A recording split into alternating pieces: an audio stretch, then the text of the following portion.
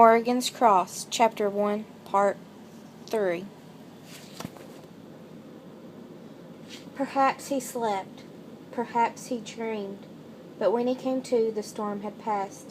Light seeped into the room and grew, bold and bright and white, to sear his eyes. He blinked against it, hissing as his ribs protested when he tried to sit up.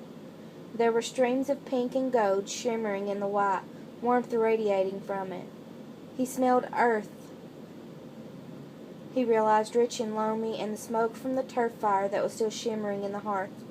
He could see the shape of her, female, and sensed a staggering beauty. This was no demon come for blood. Gritting his teeth, he got to his knees. Though there was still grief and anger in his voice, he bowed his head. "My lady." "Child." The light seemed to part for her. Her hair was the fiery red of a warrior, then flowed over her shoulders in silky waves. Her eyes were green as the moss in the forest, and soft now with what might have been pity. She wore white robes trimmed in gold, as was her right by rank. Though she was the goddess of battle, she wore no armor and carried no sword. She was called Morrigan. "You have fought well." "I have lost. I have lost my brother." "Have you?" She stepped forward, offered him a hand so he would rise. "You stayed true to your oath through the temptation that was great. I might have saved him otherwise." "No." She touched Hoyt's face, and he felt the heat of her. "You would have lost him, and yourself. I promise you. You would give your life for his, but you could not give your soul, or the soul of others. You have a great gift, Hoyt." "What good is it if I cannot protect my own blood? Do the gods demand such sacrifice, to damn an innocent to such torment?" "It was not the gods who damned him, nor was it for you to save him. But there is sacrifice to be made, battles to fought, blood, innocent and otherwise, to be spilled. You have been chosen for a great task." "You could ask anything of me now, lady." "Aye, a great deal will be asked of you, and of others. There is a battle to be fought, the greatest ever waged, good against evil. You must gather the forces."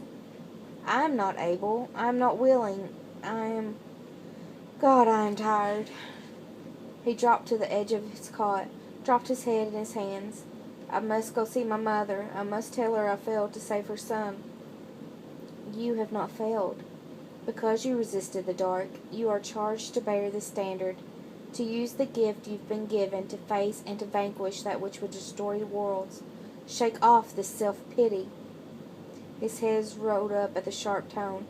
"Even the gods must grieve, lady. I have killed my brother tonight." "Your brother was killed by the beast a week ago. What fell from the cliff was not your sin. You know this. But he continues." Hoyt got shakily to his feet. "He lives?" "It is not life. It is without breath, without soul, without heart. It has a name that is not spoken yet in this world. It is vampire. It feeds on blood," she said, moving toward him. "It hunts the human, takes life, or worse, much worse, turns that which it hunts and kills into itself. It breeds, Hoyt, like a pestilence. It has no face and must hide from the sun. It is this you must fight, this and other demons that are gathering. You must meet this force in battle on the feast of Samhain, and you must be victorious, or the world you know, the world you have yet to know, will be overcome." "And how will I find them? How will I fight them? It was Cian who was the warrior." "You must leave this place and go to another, and another still. Some will come to you, and some you will seek. The witch, the warrior, the scholar, the one of many forms, and the one you've lost." "Only 5 more? 6 against an army of demons? My lady." "A circle of 6, as strong and true as the arm of a god. When that circle is formed, others may be formed, but the 6 will be my army. The 6 will make the ring. You will teach, and you will learn, and you will be greater than the sum of you. A month to gather, and 1 to learn, and 1 to know. The battle comes on Samhain. You, child, are my first. You would ask me to leave the family I have left, when that thing that took my brother may come for them. The thing that took your brother leads this force. I wounded her. I gave her pain. And the memory of that bubbled up in him like vengeance.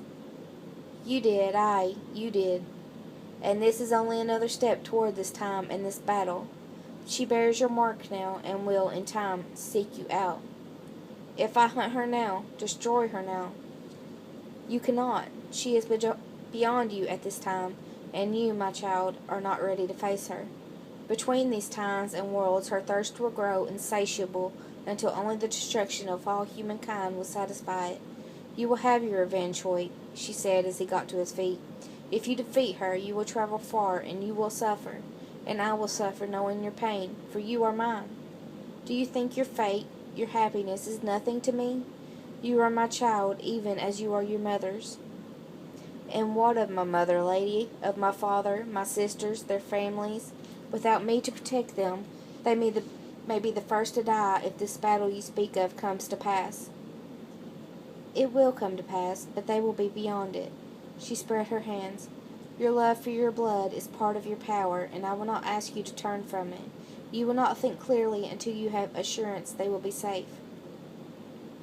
She tipped back her head, held her arms up, palms cupped. The ground shook lightly under his feet, and when Hoyt looked up, he saw stars shooting through the night sky. Those points of light streamed toward her hands, and there burst into flame. His heart thumped against his bruised ribs as she spoke, as her fiery hair flew around her illuminated face. Forged by the gods, by the light and by the night, symbol and shield, simple and true. For faith, for loyalty, these gifts for you. Their magic lives through blood shed, yours and mine. Pain sliced over his palm. He watched the blood well in his and in hers as the fire burned. And so it shall live for all time. Blessed be those who wear Morrigan's cross. The fire died, and in the goddess's hands were crosses of gleaming silver. These will protect them. They must wear the cross always, day and night, birth to death. You will know they are safe when you leave them. If I do this thing, will you spare my brother? You would bargain with the gods? Aye. She smiled, an amused mother to a child. You have been chosen, Hoyt, because you would think to do so. You will leave this place and gather those who are needed. You will prepare and you will train. The battle will be fought with sword and lance, with tooth and fang, with wit and treachery. If you are victorious, the worlds will balance, and you will have all you wish to have. How do I fight a vampire? I've already failed against her. Study and learn, she said, and learn from one of her kind, one she made, one who was yours before she took him. You must first find your brother. Where? Not only where, but when. Look into the fire and see. They were, he noted, in his cottage again, and he was standing in front of the hearth. The flames spiked up, became towers, became a great city. There were voices and sounds such as he'd never heard. Thousands of people rushed along streets that were made of some kind of stone, and machines sped with him. What is this place? He could barely whisper the words. What world is it?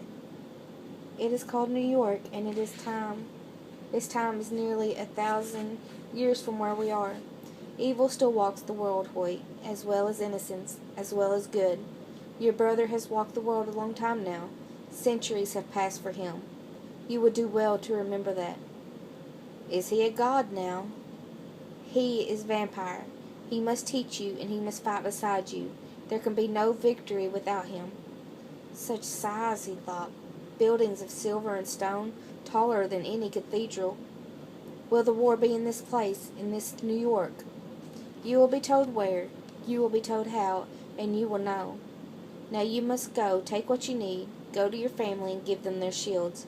You must leave them quickly and go to the dance of the gods. You will need your skill and my power to pass through. Find your brother, Hoyt. It is time for the gathering.